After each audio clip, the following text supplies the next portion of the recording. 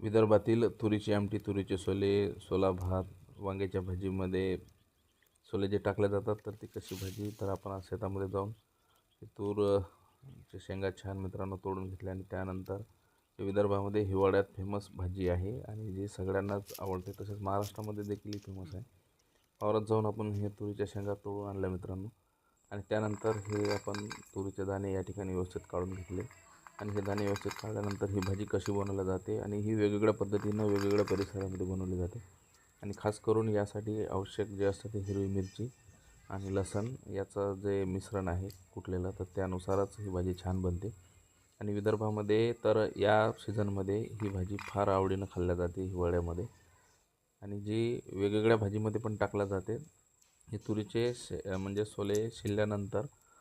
ची मग पुढील प्रोसेस जी आहे तर ती कशा पद्धतीने आहे, तर हे आपण या ठिकाणी सोले प्रथम